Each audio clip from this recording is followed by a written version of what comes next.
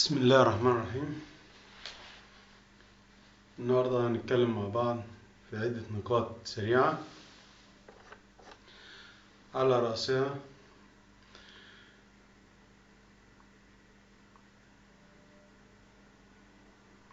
هل الله واحد أم أكثر من واحد؟ الله سبحانه وتعالى هو الواحد الأحد. الله سبحانه وتعالى هو الواحد الأحد، لذلك فلا يكون له أكثر من دين، بل إن دين الله واحد. لهذا فمن يقول بوجود دين آخر لله فهو لا يعلم من الأمر شيء، فإن الدين عند الله الإسلام، ومن ابتغى غير الإسلام دينا فلن يقبل منه.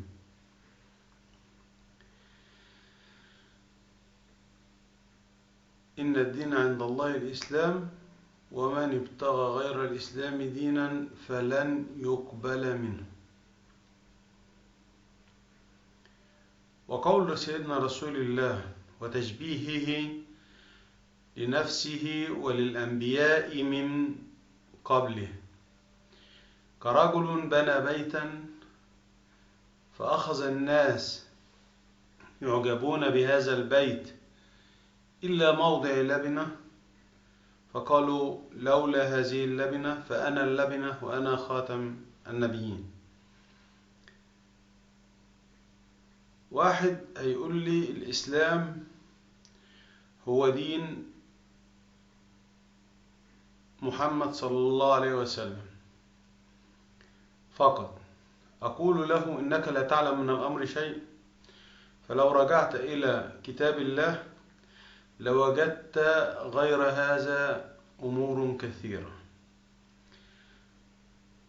فقوله سبحانه في سورة البقرة الآية 133: أم كنتم شهداء إذ حضر يعقوب الموت إذ قال لبنيه ما تعبدون من بعدي قالوا نعبد إلهك وإله آبائك إبراهيم وإسماعيل وإسحاق إلها واحدا ونحن له مسلمون. ووصى بها إبراهيم بنيه ويعقوب: يا بني إن الله اصطفى لكم الدين فلا تموتن إلا وأنتم مسلمون. إذن هؤلاء كانوا مسلمون، وليس الإسلام فقط هو أتباع محمد صلى الله عليه وسلم، ولكن كل الديانات هي إسلام. فالمسيحية إسلام، واليهودية إسلام، وصحف إبراهيم إسلام، وكل الأنبياء من آدم إلى محمد صلوات ربي وسلامه عليهم أجمعين لا يدعون إلا لدين واحد وهو الدين الإسلام. لذلك يقول الله: إن الدين عند الله الإسلام.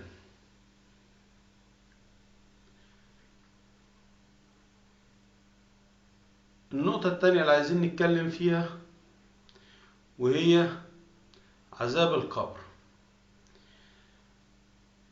عذاب القبر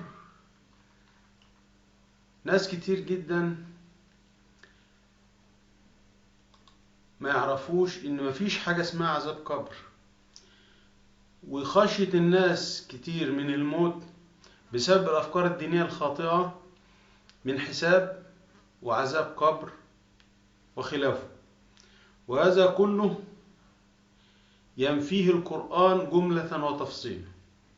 وكل الأحاديث الواردة عن رسول الله في هذا الأمر موضوعة على سيدنا رسول الله، ولم يقل سيدنا رسول الله منها شيئا، لأن ما كان لرسول الله أن يخالف قول الله.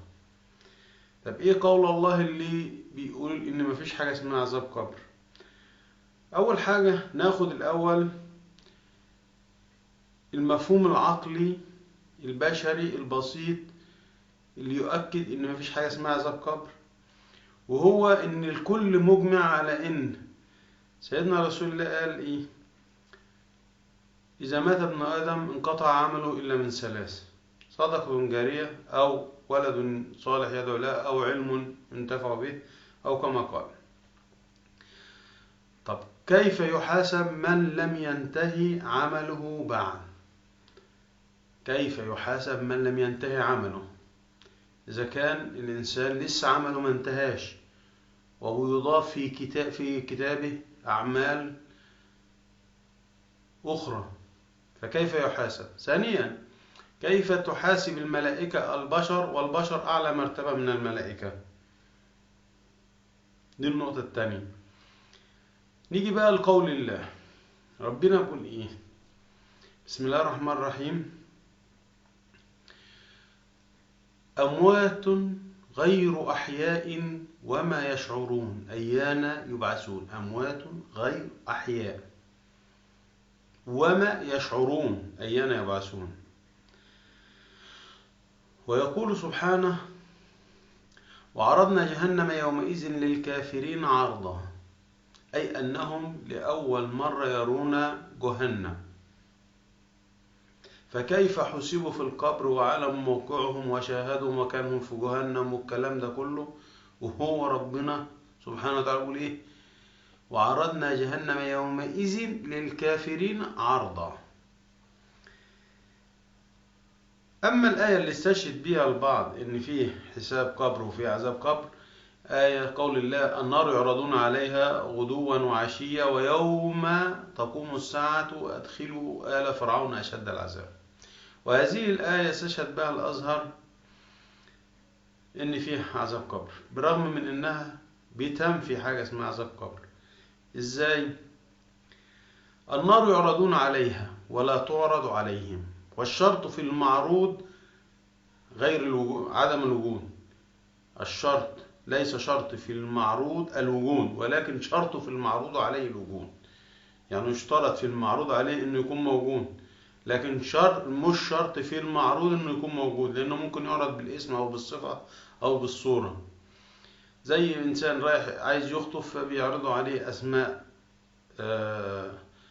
نساء، او بيوروا له صورهم، او بيقولوا على صفاتهم بحيث ان هم يحببوه في انه هو ايه يتزوج بهم. وقول الله: وإذا الجحيم سعرت، أي إن الجحيم حاليا غير مسعرة. والبعض يقول أن هنالك شيء يدعى حياة البرزخ، والقرآن لم يقل أن هنالك شيء يدعى حياة البرزخ، ولكن قال: ومن ورائهم، من ورائهم، وليسوا في البرزخ، من ورائهم برزخ إلى يوم يبعثون، مش هم في البرزخ، لأن البرزخ هو خط فاصل بين الحياة والموت. وهذا يؤكده قول الله: وعرضنا جهنم يومئذ للكافرين عرضا، إن هم ما شافوش النار قبل كده. وقالوا: ربنا أمتنا اثنتين وأحييتنا اثنتين فاعترفنا بذنوبنا فهل إلى خروج من سبيل. أمتنا اثنتين دي برضو عايزين نعرف هل احنا كنا أموات قبل كده ولا ما كناش أموات قبل كده. بالفعل الإنسان كان ميت قبل كده، والدليل على كده قول الله إيه؟ كنتم أمواتا فأحياكم ثم يميتكم ثم إليه ترجعون. يبقى في الأساس أموات. طب هو ينفع حد يبقى ميت إلا إذا كان له وجود في الأساس؟ فهل احنا كنا موجودين أساسا قبل كده؟ كنا موجودين قبل كده. والدليل قول الله: وإذ أخذ ربك من بني آدم من ظهورهم ذريتهم وأشهدهم على أنفسهم ألست بربكم قالوا بلى، قالوا بلى شهدنا أن تقولوا يوم القيامة إنا كنا عن هذا غافلين. إذن فإحنا كان لنا وجود أساسا لحظي في هذا الوقت، ثم متنا، ثم أحيانا الله كل في موعده، اللي هو موعد الوجود الوجود في الحياة مرة تانية. الوجود في الحياة للمرة التانية دي، فهل احنا شعرنا بالموت ده كله؟ لا، ما شعرناش بيه. والدليل برضو على كده قول الله: كأنهم يوم يرونها لم يلبسوا إلا عشية أو ضحاها. يعني كأنهم يوم ما يقوموا يوم القيامة لم يلبسوا إلا عشية أو ضحاها، جزء من الليل أو جزء من الضحى، نام ساعتين، هذا كل المسألة. أمواتا غير أحياء وما يشعرون. قالوا يا ويلنا من بعثنا من مرقدنا هذا ما وعد الرحمن وصدق المرسلون. يبقى ده اللي احنا عايزين نأكده، ان مفيش شيء يسمى بحساب قبر ولا عذاب قبر، ولكن الحساب والعذاب يكون يوم القيامة. الحساب والعذاب يكون يوم القيامة، فلا حساب في قبر أو غير قبر. لأن الإنسان أصلا، الآيات دي بتؤكد إن الإنسان أصلا مش عارف إن هو مات، معرفش إن هو مات. يوم يقول أمثالهم طريقة، نحن أعلم بما يقولون، إذ يقول أمثالهم طريقة إن لبثنا إلا يوم. يعني الإنسان اللي هو دماغه كبيرة أو عاقل أوي هيقول إيه ده، أنا نايم يوم لبثنا، مش الميتين ما عرفوش إنهم ماتوا، هم لبثنا نايم بقى اليوم. أمثالهم طريقة. وزي ما قلنا قبل كده قالوا إيه؟ كأنهم يوم يرونها لم يلبسوا إلا عشية أو ضحاها، كأنه نام ساعتين بالليل أو ساعتين بالنهار وقام، ما شعرش أساسا إن هو مات. نيجي لنقطة تانية. يا أيها الذين آمنوا أطيعوا الله وأطيعوا الرسول وأولي الأمر منكم. وأولي الأمر منكم فسرها علماء السلطة بأن أولي الأمر اللي هو الحاكم، وده مش صحيح، وإلا كان المفروض القول يكون وولي الأمر منكم، لأن الإسلام دين واحد، وتلك أمتكم أمة واحدة وأنا ربكم فاعبدوا. أمة واحدة يبقى لها حاكم واحد. لكن أولي الأمر أي أولي المعرفة وأولي الخبرة وأولي العلم، فكل إنسان هو أولي أمر في مجاله. يعني الطبيب أولي أمر في الطب، المهندس أولي أمر في الهندسة. يعني ما ينفعش تروح للطبيب ويقول لك ما تاكلش كذا أو تاكل كذا أو كده وأنت ما تسمعش كلامه، إذا فأنت آثم لأنك بتضر نفسك، لأنه هو صاحب خبرة ومعرفة في هذا الأمر، فبقول لك إن الحاجة دي هتضرك فبلاش تعملها. يبقى في الحالة دي لو أنت عملتها إذا فأنت آثم في هذا الأمر. وكذلك المهندس لو قال لك مثلا البناء في المكان ده غلط والمكان ده مش صالح للبناء وإن هو فيه مشاكل وإن البيت ممكن ينهار، وأنت رحت بنيت فيه والبيت انهار عليك، فأنت آثم لأنك أنت ما سمعتش كلام ولي أمر هذا الشيء. وكذلك في كل الحرف وكل المهن، فهؤلاء هم أولياء الأمر، وليس ولي الأمر اللي هو الحاكم كما يدعي هؤلاء. هذا ما أمكن، والسلام عليكم ورحمة الله.